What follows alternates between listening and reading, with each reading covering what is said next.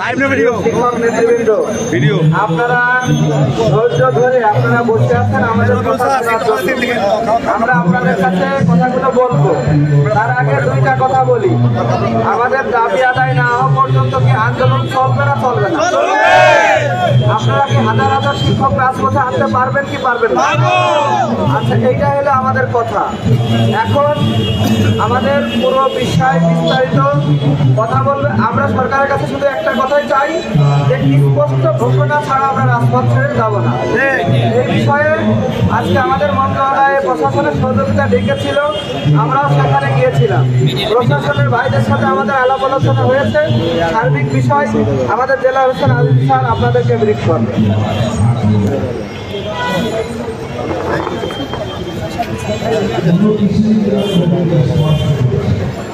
আসসালামু আলাইকুম ওয়া রাহমাতুল্লাহি ওয়া বারাকাতুহু। প্রিয় এমপিওভুক্ত শিক্ষক কর্মচারী ভাই বোনেরা, আপনারা জানেন আমরা কিছুক্ষণ আগে জাতীয় প্রেস ক্লাব থেকে পূর্ব নির্ধারিত ঘোষণা অনুযায়ী শিক্ষা ভবনের দিকে বিক্ষোভ মিছিল নিয়ে আমরা গিয়েছিলাম।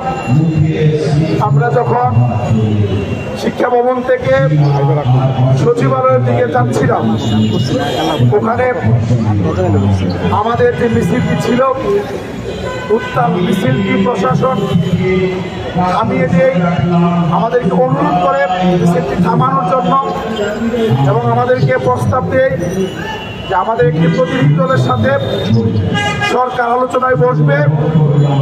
আমরা যেহেতু দাবি দাওয়া আদায় করার জন্য এসেছি, সরকারকে কোনো বেকায়দায় ফেলতে আমরা আসিনি।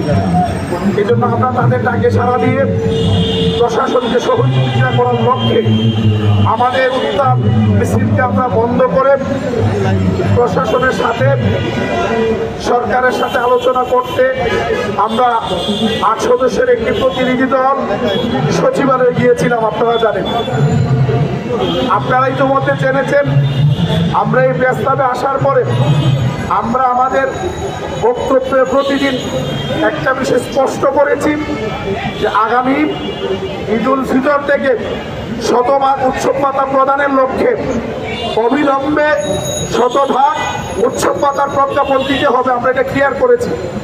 আমরা এটাও বলেছি যে উপদেষ্টা মহোদয় তিনি যেহেতু আমাদের সাথে 11 তারিখেও বলেছেন, আবার ডিসি সম্মেলনও বলেছেন যে তিনি আমাদের ভাতাগুলো বৃদ্ধি করছেন, ভাতা কতটুকু বৃদ্ধি করবেন আমরা এটা